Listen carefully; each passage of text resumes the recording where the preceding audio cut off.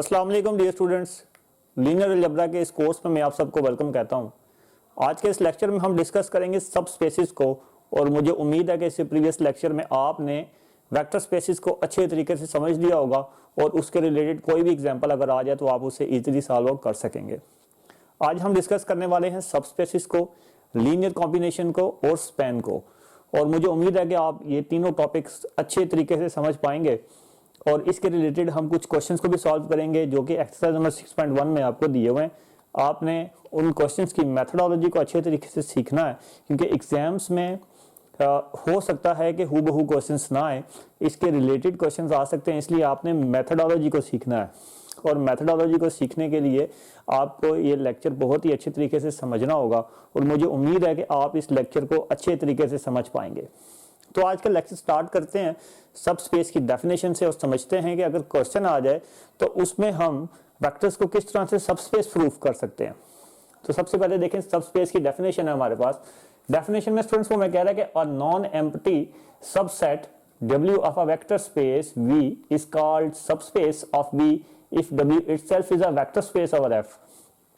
Students बड़ी simple सी बात वो कह रहा है कि अगर आपके पास V कोई वेक्टर हो, उसके सबसेट्स जो हैं, उसके सबसेट्स W उस वक्त सब स्पेस के लाएंगे जब वो जो W है वो इटसेल्फ वेक्टर स्पेस बन जाए over F।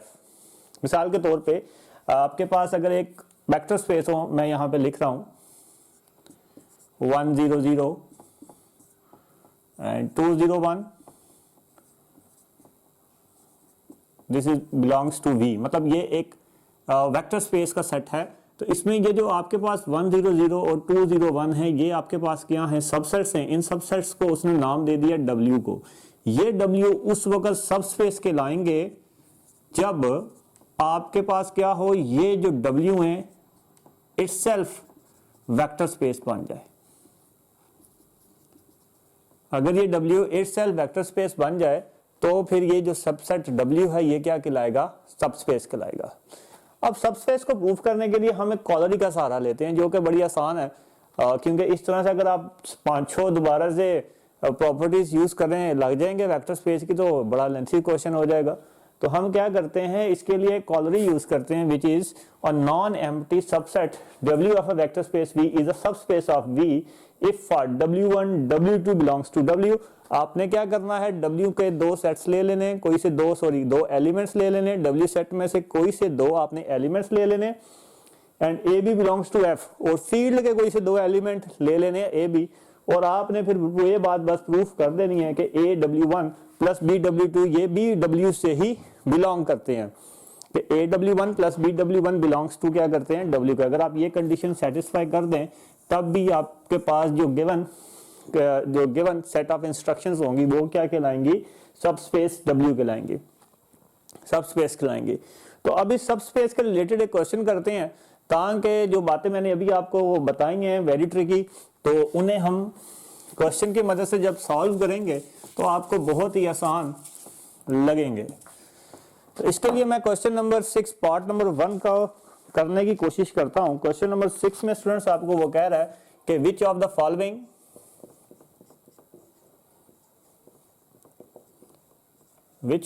Following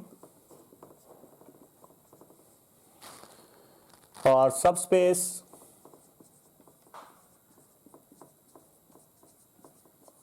of R3। तो उसके लिए उसने आपको W दे दिया हुआ है। W उसने आपको दिया है XYZ such that X plus Y plus Z which is equal to 0। तो स्टूडेंट सिंपली आप क्या करेंगे, इसमें आप W के कोई से दो एलिमेंट्स ले लेंगे जिनको आप क्या नाम देंगे, W1 और W2 का नाम दे देंगे। तो आप यहां पे क्या करेंगे, let W1 and W2 belongs to W, और W1 किस तरह के एलिमेंट्स हैं, जिस तरह का आपको W दिया हुआ है आपको सेम टू सेम वैसा ही एलिमेंट लेना पड़ेगा। W आपको दिया हुआ है ना XYZ, आप ये ले लें X1 Y1 और Z1 एलिमेंट ले लें, such that X1 plus Y1 plus Z1 ये किसके इक्वल होने वाला है जी, 0 के इक्वल होने वाला है। सिमिलरली आप W2 एक एलिमेंट ले लें, तो W2 में आपके पास किस तरह के एलिमेंट आ जाएंगे, x2 y2 and z2 such that x2 plus y2 plus z2 which is equal to 0.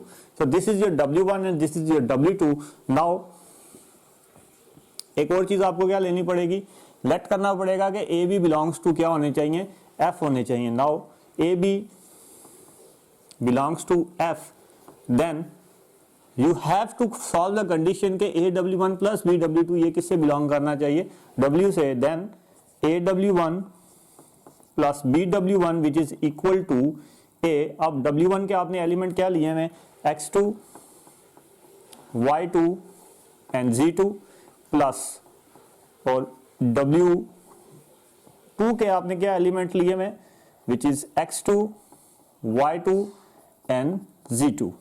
अब a को मल्टीप्लाई करें तो ये आपके पास आ जाएगा ax1 and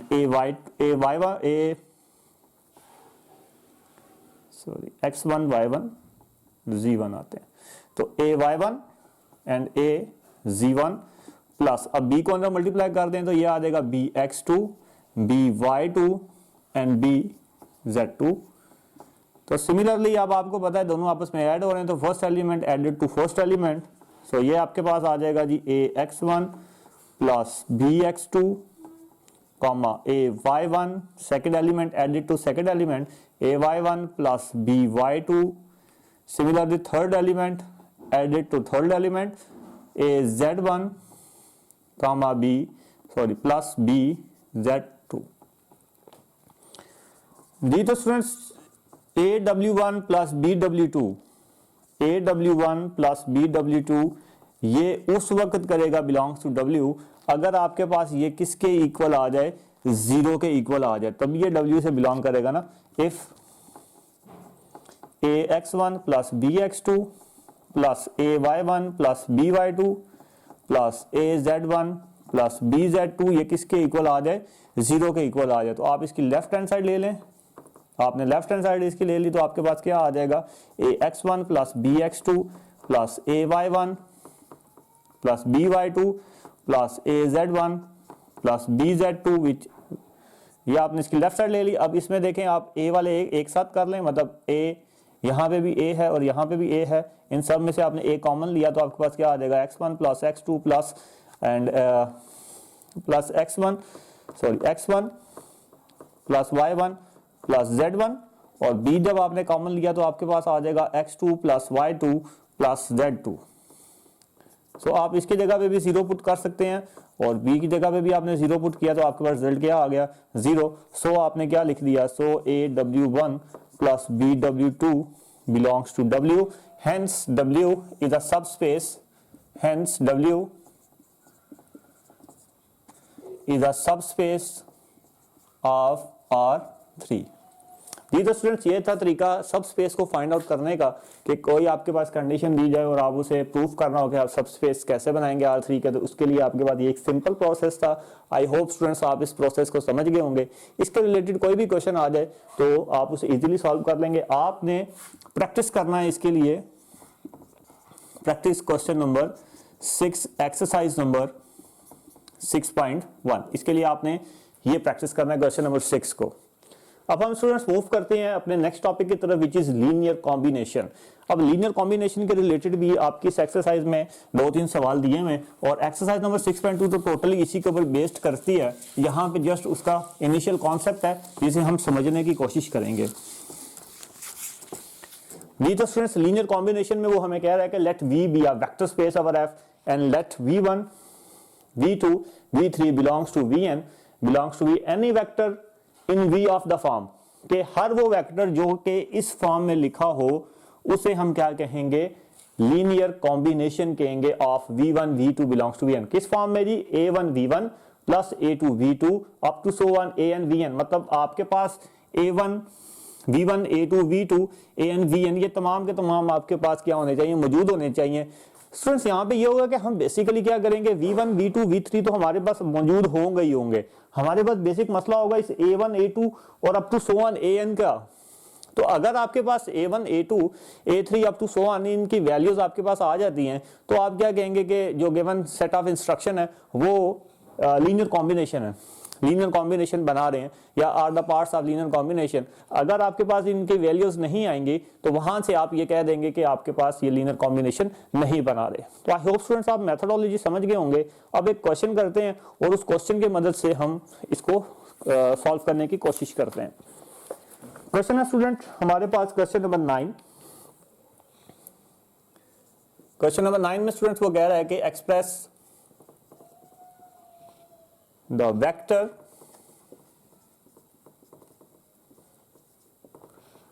to -5 and 3 in R3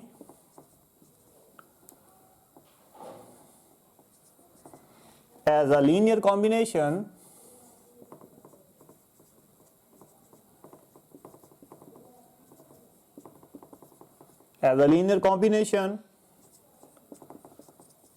of the vectors, vector आपको जी गिवन है 1 -3 and 2 and 2 4 -1 2 -4 -1 एंड आगे आपके पास है जी 1 -5 and 7 जी। तो आपने क्या करना है, इस वेक्टर को एक्सप्रेस करना है as the linear combination of these vectors. तो आपको एक्सप्रेस करने का तरीका मैंने बता दिया, which is a1 v1 plus a2 v2 and up to so on an and vn, where ये जो आपके पास a दिए हुए हैं ये फील्ड के एलिमेंट्स होंगे। तो जी आप सबसे पहले क्या करेंगे, यहाँ पे लेट कर लेंगे, let v is equal to 2 -5 and 3, या आप इसे लिख लें 2 -5 and 3 belongs to v, and also let v is equal to आपके पास है जी 1 -3 and 2 and 2 -4 and 1 and 1 -5 and 7 is the set of v। अगर ये v का सेट है तो इसका मतलब है ये आपके पास v1 है, ये आपके पास v2 है और ये आपके पास क्या है v3 है। तो स्टूडेंट्स लेट आप कर लेंगे, let a b C belongs to, sorry ये तो belongs to R3 है ना, इसको भी नहीं लिखेंगे, belongs to R3, belongs to F। Then students आपके पास क्या आ जाएगा 2 -5 and 3 which is equal to A V1 आपके पास आ गया। तो V1 आपके पास क्या दिया हुआ है 1 -3 and 2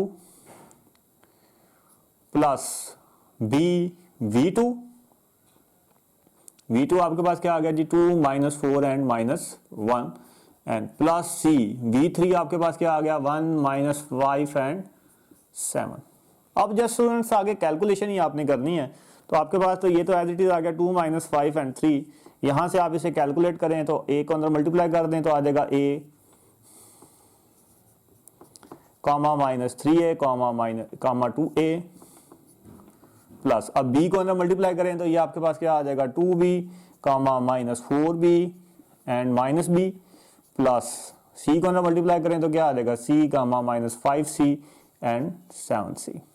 अब इन तमाम एलिमेंट्स को आपस में ऐड कर दें तो आपके पास देखें फर्स्ट एलिमेंट्स के साथ ऐड होगा तो आपके पास आ जाएगा a + 2b and plus c -3a -4b and -5c। Similarly आपके पास आ जाएगा 2a -b and plus 7c। जी तो स्टूडेंट्स अब आपके पास first element equal to first element, second element equal to second element and third element equal to third element. Basically students हमें यहाँ पे क्या करना है, हमें इस a, b और c की वैल्यूज को निकालनी है। अगर हमारे पास ये a, b, c की वैल्यूज आ जाए, क्योंकि v तो हमारे पास है, हमारे पास क्या है जी a, b, c की वैल्यू हमें चाहिए। अगर आपके पास ये a, b, c की वैल्यूज आ जाएं तो इस केस में आप क्या कहेंगे कि this vector v in R3 can be expressed as a linear combination of these vectors। तो आई होप स्टूडेंट्स आप समझ गए होंगे। जस्ट आपने क्या करना है, इनके इक्वल कर लें तो आपके पास आ जाएगा a + 2b + c which is equal to 2, this is your equation number 1 and -3a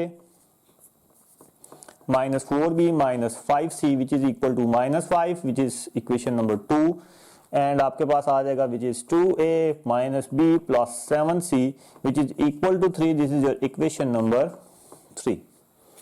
तो यहां से स्टूडेंट्स आपने जस्ट क्या करना है, इन इक्वेशन नंबर 1, 2 और 3 की वैल्यूज को जस्ट आपने फाइंड आउट करना है। तो यहां से देखें, अगर आप क्या करें जी, सब्ट्रैक्ट कर दें इक्वेशन नंबर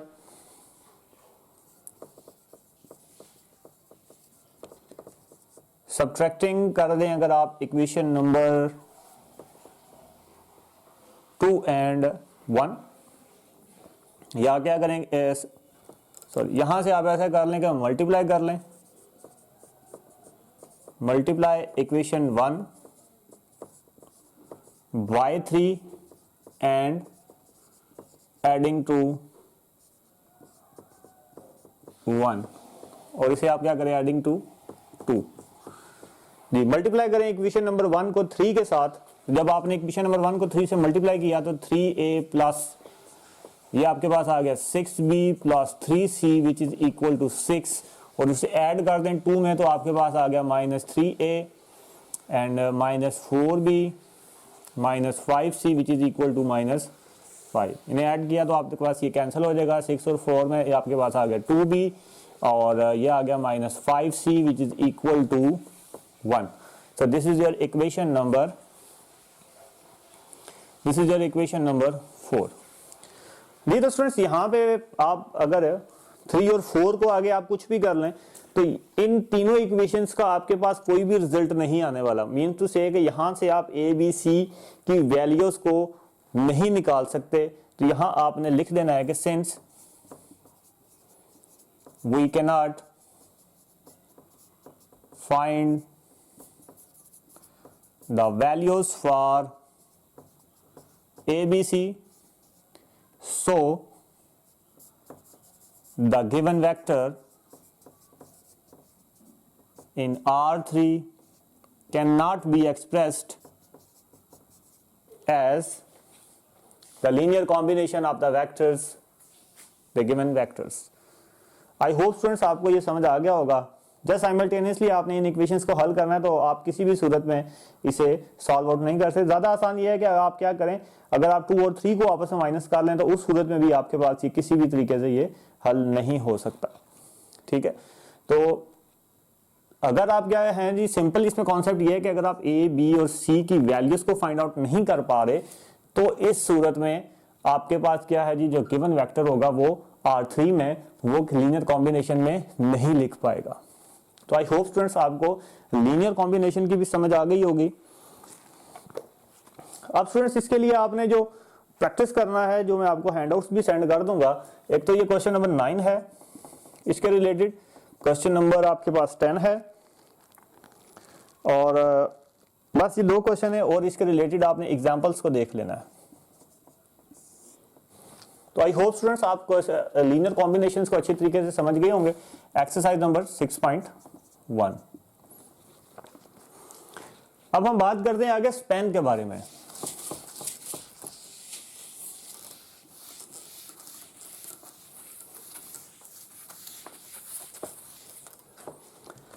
जी तो स्टूडेंट्स पहले क्वेश्चन एक लिख लेते हैं ताकि हम उसे सॉल्व आउट कर सकें।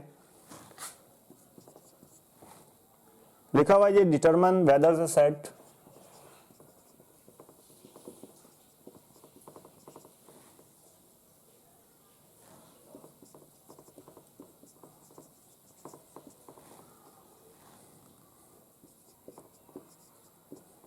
S is equal to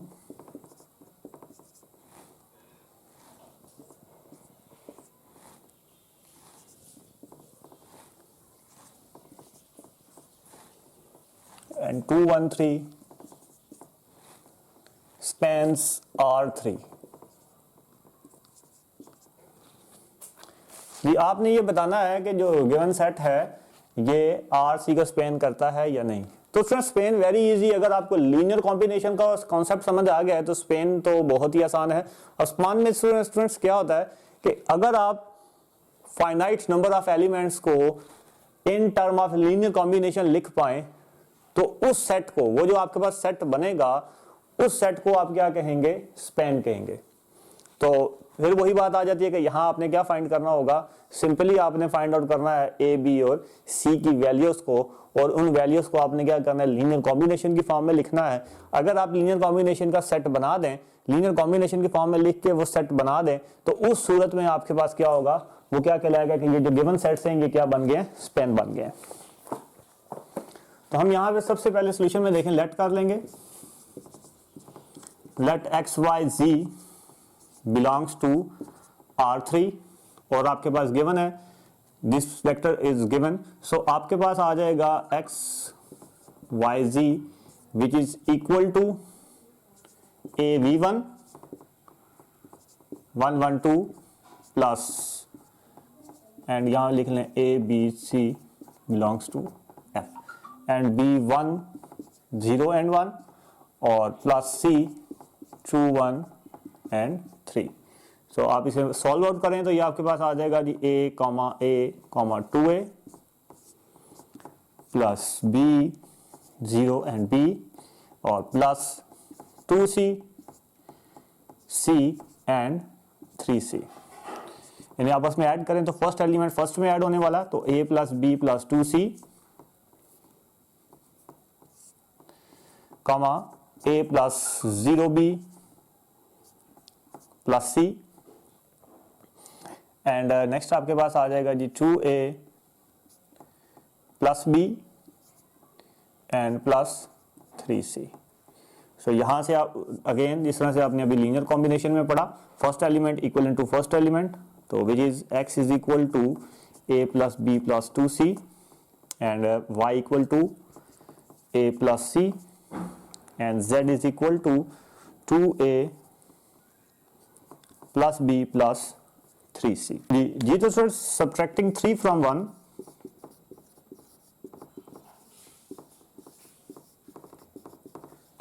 three को अगर आप 1 से सब्ट्रैक्ट करें तो आपके पास क्या आ जाएगा, z minus X which is equal to 2A minus A which is equal to A plus B and minus B which is equal to 0B and plus 3C minus 2C which is equal to C। तो A plus C आपके पास आ गया, this is your equation number 4 and also you have equation number 2। So from 2 से आपके पास क्या दिया हुआ है जी, y is equal to A plus C। So y is equal to क्या दिया हुआ है, A प्लस C। सो यहां से स्टूडेंट्स आप देखें from 4 and 5 we could not find the values of, from 4 and 5 we cannot find the values of A, B and C, so the given R3 cannot be, so the given sets cannot form a span on R3। तो I hope students आप समझ गए होंगे methodology क्या है। आपने क्या करना है, जस्ट ये ए बी सी की वैल्यूज को अगर आप ये फाइंड आउट कर लें और फिर आप इसे लीनियर कॉम्बिनेशन की फॉर्म में लिख सकें तो फिर आप क्या कह सकते हैं, स्पेन बन जाएगा। इसे नेक्स्ट जो क्वेश्चन है वो आई थिंक के वो स्पेन बनता है, तो आपने उसे प्रैक्टिस करना है। जस्ट यहाँ से आपने उसको क्या करना है, वैल्यूज करना है। देखिए यहाँ पे स्टूडेंट्स अगर आप इसे ऐड करते हैं तब भी आप इसे फाइंड नहीं कर सकते, और अगर आप इसे सब्ट्रैक्ट करते हैं तब भी आप इसे फाइंड नहीं कर सकते, क्योंकि दोनों केसेस में आपके पास कोई ना कोई रिजल्ट आ रहा है। सब्ट्रैक्ट करते हैं तो दोनों वैल्यूज जीरो हो जाएंगी, तो हमारे पास जो मकसद है वही फॉलो हो जाता है। तो आई होप फ्रेंड्स आप इस एक्सरसाइज को 6.1 एक्सरसाइज को समझ गए होंगे। इसके आपने क्वेश्चन नंबर 9 से लेके 9 टू लास्ट क्वेश्चन तक, टोटल मेरे ख्याल से इसमें 9 से 17 क्वेश्चन तक है, 9 टू 17 ये प्रैक्टिस करने। उसके बाद क्वेश्चन नंबर 1 में जितने भी आपके पास आ रहे हैं ना 1 से लेके 6 तक, ये आपने प्रैक्टिस करना है। एक्सरसाइज नंबर 6.1 में आपका टोटल यही काम है, क्वेश्चन नंबर 1 से लेके 6 तक और क्वेश्चन नंबर 9 से लेके 17 तक। इन तमाम मेथोडोलॉजीज को अच्छे तरीके से समझना है। क्वेश्चन नंबर 1 से लेके 6 तक आपने दो चीजें करनी है। एक आपके पास है उसमें वेक्टर स्पेसिस की डेफिनेशन और उसके रिलेटेड क्वेश्चंस हैं। क्वेश्चन नंबर आगे 6 तक एक और बात है सब स्पेसिस की डेफिनेशन और उसके रिलेटेड एग्जांपल्स। अब क्वेश्चन नंबर 9 से लेके 17 तक लीनियर कॉम्बिनेशन है और स्पैन है। अब इन दोनों की मेथोडोलॉजी मैंने आपको बता दी है, आपने मेथोडोलॉजी को जहन में रखना है और क्वेश्चंस को प्रैक्टिस करना है, और मुझे उम्मीद है कि आप अच्छे तरीके से समझ पाए होंगे। अल्लाह हाफिज़ and have a nice day.